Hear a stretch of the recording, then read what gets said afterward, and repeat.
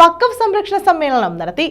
പന്മന അൽഹിദായ ഹിഫ്ൾ കോളേജിന്റെ വാർഷികത്തിന്റെയും സന്നദ്ധദാന സമ്മേളനത്തിന്റെയും ഭാഗമായാണ് വഖഫ് സംരക്ഷണ സമ്മേളനം നടത്തിയത്.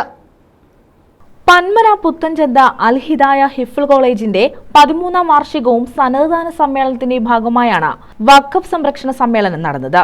ഡോക്ടർ സുജിത് വിജയൻപിള്ള MLA ഉദ്ഘാടനം ചെയ്തു.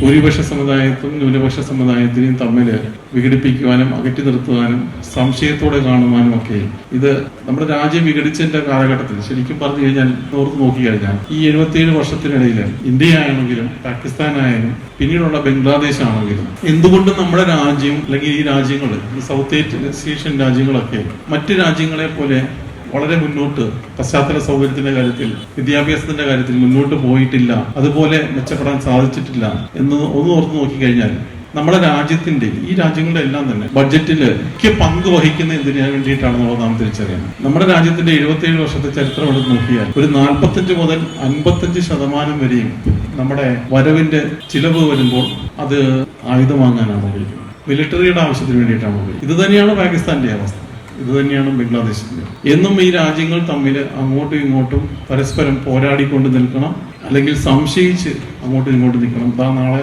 അവിടുന്ന് യുദ്ധം വരാൻ പോകുന്നു, ഇവിടുന്ന് യുദ്ധം വരാൻ പോകുന്നു എന്നൊരു ചിന്തയോടുകൂടി നമ്മൾ നിൽക്കണം. എങ്കിൽ മാത്രമേ നമ്മൾ എന്ത് ചെയ്യത്തുള്ളൂ, നമ്മൾ ആയുധം വാങ്ങിക്കത്തുള്ളൂ. ആയുധം എവിടുന്നാണ് വാങ്ങിക്കുന്നത്? അത് ഏറ്റവും വികസിതമായിട്ടുള്ള രാജ്യങ്ങളിൽ നിന്നാണ്. Jamiatul Ulama Hindi state general secretary VH Aliyar Qasmi വിഷയാവതരണം നടത്തി. വഖഫ് എന്തിന് എന്ന വിഷയത്തിലായിരുന്നു സമ്മേളനം നടന്നത്. അൽഹിദായ ട്രസ്റ്റ് ചെയർമാൻ യൂസഫ് കുഞ്ഞ് അധ്യക്ഷത വഹിച്ചു. മുഹമ്മദ് മുറാദ് ബാഫഖി തങ്ങൾ ദുആയ്ക്ക് നേതൃത്വം നൽകി. കരുനാഗപ്പള്ളി ടൗൺ മസ്ജിദ് ചീഫ് ഇമാം ഷാഹിദ് ഖാസ്മി സ്വാഗതം പറഞ്ഞു. ദാഖിർ ഹുസൈൻ മൗലവി അൽ കൗസരി മുഖ്യ പ്രഭാഷണം നടത്തി. ഖീറാത്തിന് മുഹമ്മദ് അസ്ലം നേതൃത്വം നൽകി. News bureau, Chavara.